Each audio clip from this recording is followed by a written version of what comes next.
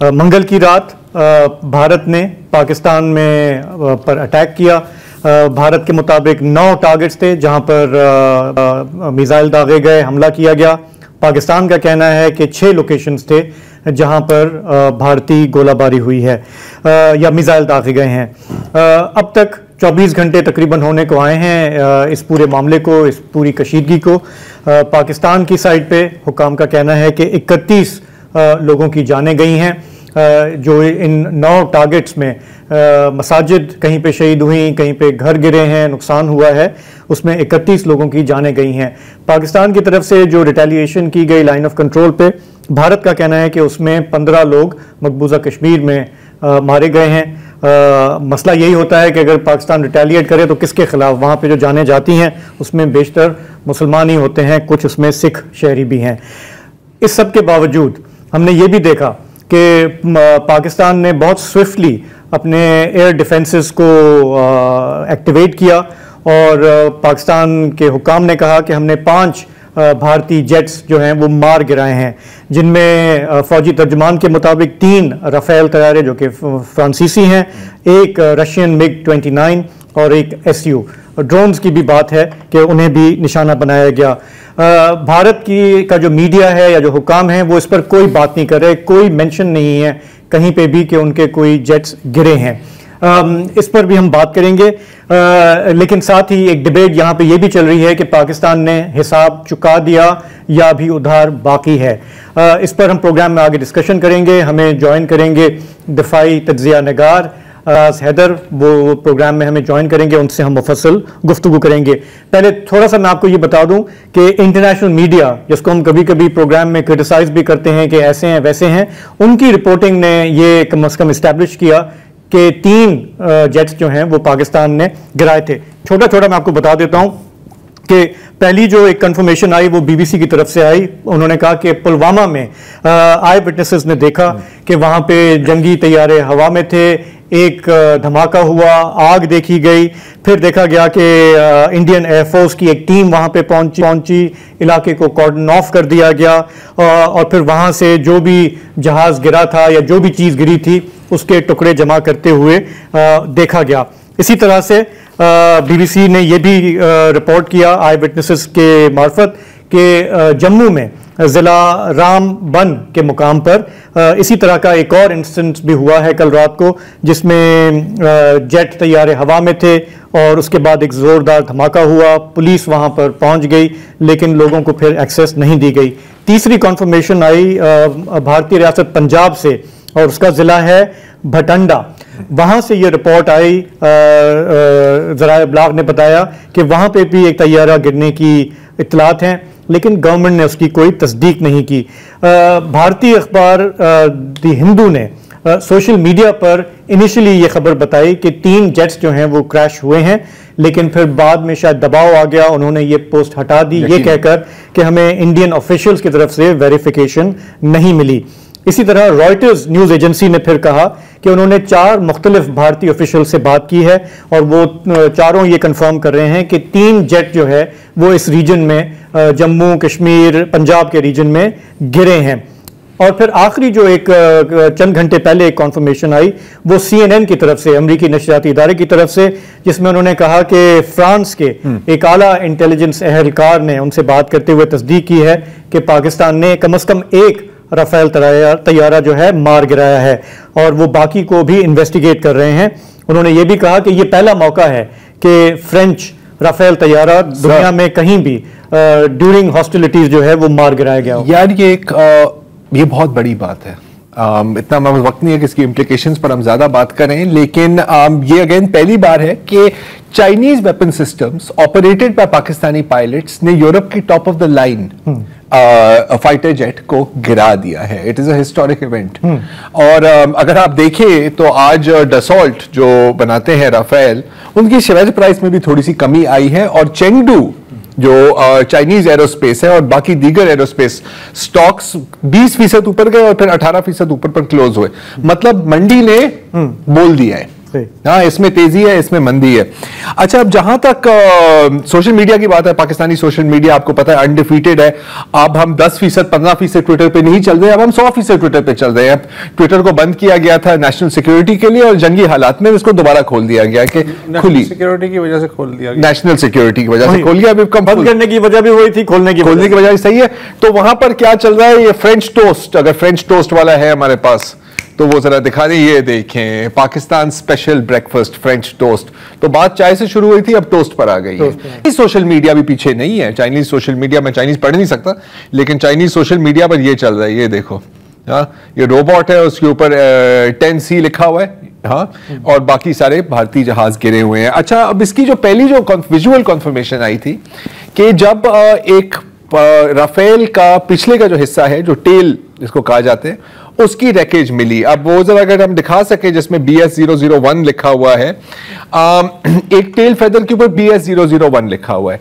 अच्छा, अब interestingly enough ये वही जहाज है जो ये पहला राफेल है जो भारत को मिला था, 001 BS क्योंकि ये है जो इंडिया के उस वक्त के जो एयर चीफ थे बिरेंद्र सिंह धनोआ, जिन्होंने बहुत एक मरकजी किरदार था उनका डूइंग द राफेल डील। ये वही जहाज है जिस पर राजनाथ सिंह ने नारियल फोड़े थे।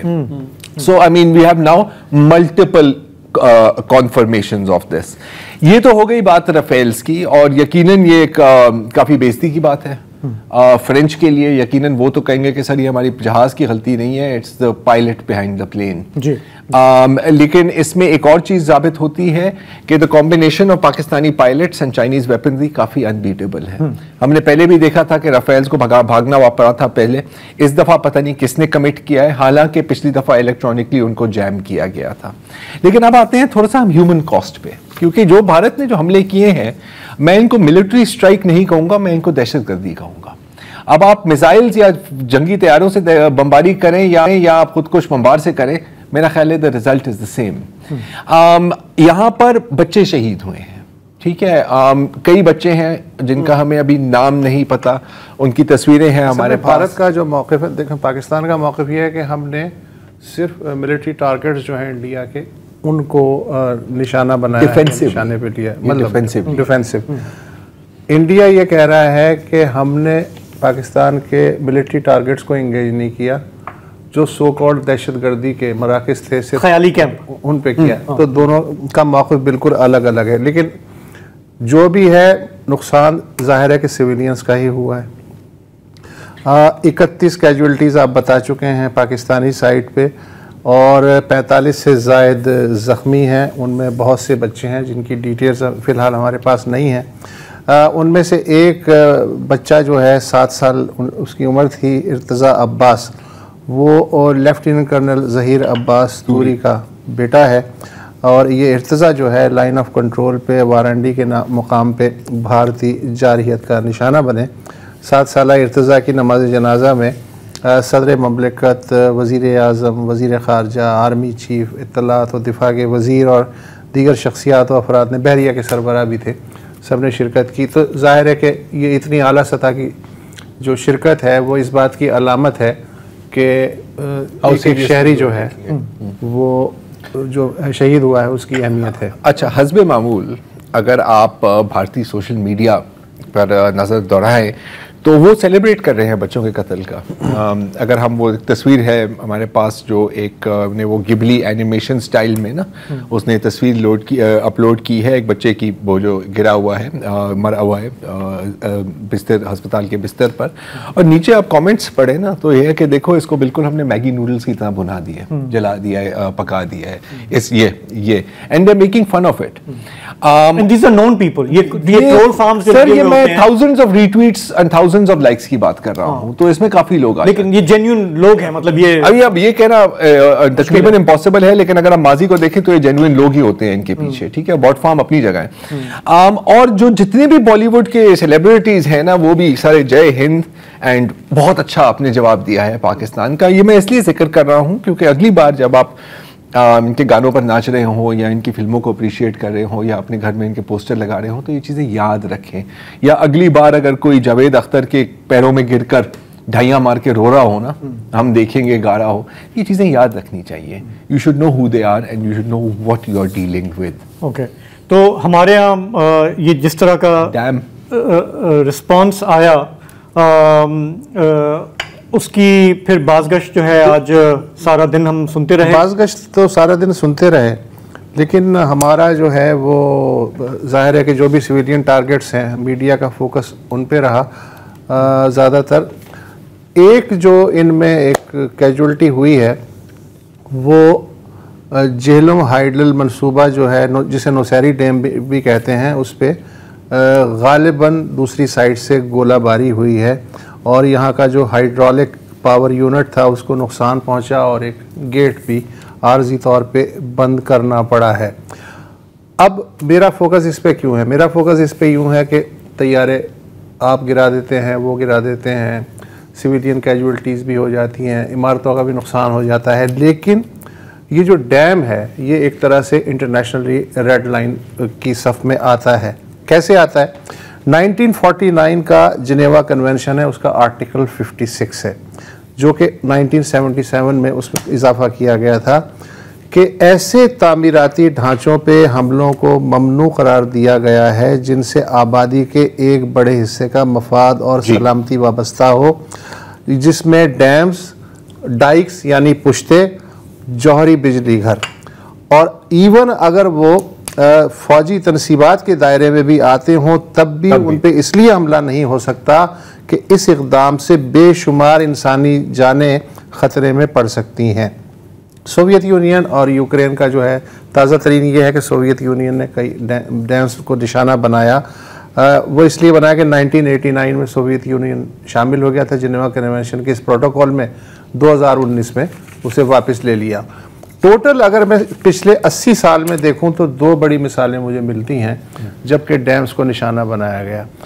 सेकेंड वर्ल्ड वॉर में मई 1943 में रूअर इंडस्ट्रियल एरिया था नाजी जर्मनी का, वहाँ जो दो डैम थे महिसिन और एड्रेसी डैम, उनको इसलिए निशाना बनाया गया कि वो स्टील की इंडस्ट्री थी, उसको पानी दे रहे थे और जो पूरे उस इलाके की बिजली थी, मतलब इंडस्ट्रियल उसको मफलूज करना था, तो इसलिए उन्होंने निशाना बनाया और उस वक्त जिनेवा प्रोटोकॉल नहीं था। अच्छा, उसके बाद जो हमें मिसाल मिलती है जून 52 कोरिया की जंग, सुई हो डैम, उसको निशाना बनाया इन्होंने, यूनाइटेड नेशन की फौजों ने यानी अमेरिका ने, और ये दुनिया का उस ज़माने में चौथा बड़ा डैम था। 670 तैयारों ने 4 दिन तक हमला किया, 90% बिजली शुमाली कोरिया की चली गई, चाइना की 23% बिजली चली गई आर्जी तौर पे। उसके बाद से हमें वियतनाम वॉर में, अफ़गानिस्तान की जंग में, ये जो ईरान इराक वॉर है 8 साल चली, उसमें भी कोई ऐसी मिसाल नहीं मिलती कि इस तरह की इंस्टॉलेशन को निशाना बनाया जाए। लेकिन और ये जाहिर है कि आप हाइडल पावर जो स्टेशन है उसको दहशतगर्दी का अड्डा भी नहीं कह सकते। नहीं, बिल्कुल। देखिए, जैसे आसिम इफ्तिखार साहब से हमें बात हो रही थी, एम्बेसडर साहब, अगर मैं दुरुस्त उनका नाम याद रख रहा हूँ, तो कह रहे थे कि इनका काम ही है ना हर लॉज और हर रूल को वायलेट करना, तो that is what they are doing. इसलिए मैं इसको दहशतगर्दी करार करूँ ये जो इस वक्त हमला हो रहा है। एंड इसीलिए मैं कह रहा हूँ कि कुछ लोग कह रहे हैं कि जी आपने डिटेरेंस एस्टैब्लिश कर ली है, आखिरकार आपने उनके 4 या 5 या 6 या जितने भी जहाज गिरा दिए, this is not deterrence. Okay,